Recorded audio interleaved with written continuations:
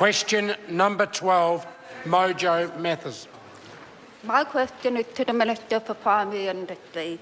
What percentage of complaints made to the Ministry for Primary Industry about animal cruelty result in prosecution? The Honourable Nathan Guy. Mr Speaker, I am advised that last year MPI prosecuted 26 individuals, or around 5% of the 698 animal welfare complaints received. Every single one of these animal welfare complaints were followed up. Prosecutions are only one outcome of animal welfare complaints. For example, some complaints are unable to be substantiated, and for others, if the non-compliance was relatively minor, individuals may be issued with formal warnings and/or fines.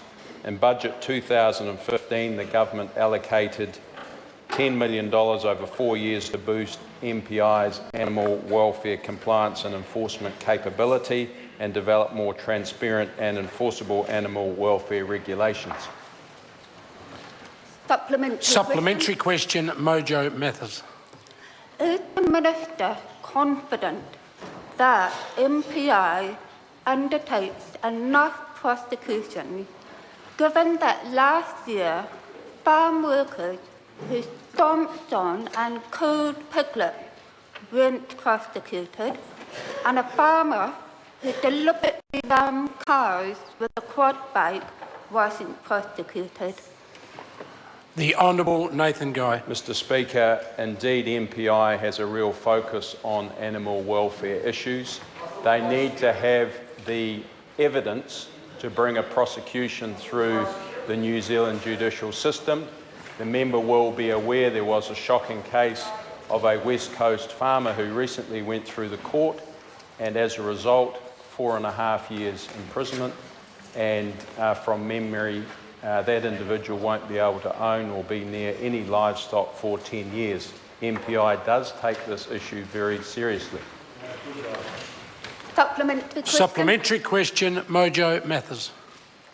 Will the Minister direct MPI to undertake more prosecutions of people who abuse animals as a result of the publicity from the Sunday programme, which showed cars being left in the hot sun, thrown into trucks and cooked and beaten to death? The Honourable Nathan Guy. Mr Speaker, like I'm sure the House, I was very disappointed in that footage on the Sunday programme. MPI stepped up the investigation on the 14th of September, which was the day they were provided the video footage. MPI will take this particular case very seriously, as they do with all other cases, and because of the investment that the government has made in terms of Budget 2015, we now have more animal welfare compliance officers to do the job that is needed. Supplementary question? Supplementary question, Mojo Mathers. Thank you. How will the Minister ensure that our international reputation won't continue to be harmed by these horrific cases of animal abuse on farms, on trucks and in slaughterhouses? The Honourable Nathan Guy. Mr Speaker, the footage that we saw on the Sunday programme, in my view, was extremely disappointing. In my view, it is the action of a minority, a small number of cowboys in the industry. As I mentioned before, MPI will be very thorough in their investigation.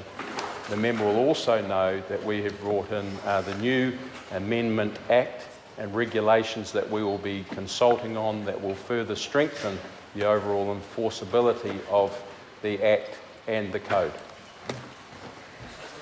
Supplementary question, the Honourable Damien O'Connor. Thank you to the Minister. Has the Minister instructed MPI to hand over the video to the police to assist them to catch and prosecute that rogue operator that has put New Zealand's reputation at risk? The Honourable Nathan Guy. Mr Speaker, these investigations are completely separate of ministers or the executive.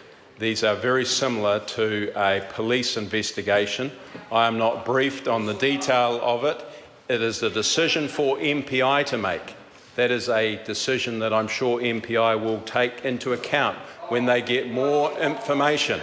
At the moment, instead of the member scaremongering, they should wait for MPI to do its job. They have stepped up an investigation on the 14th of December. Instead of the member scaremongering, let's wait for the investigation to conclude. Order. That concludes questions for oral answer. I've received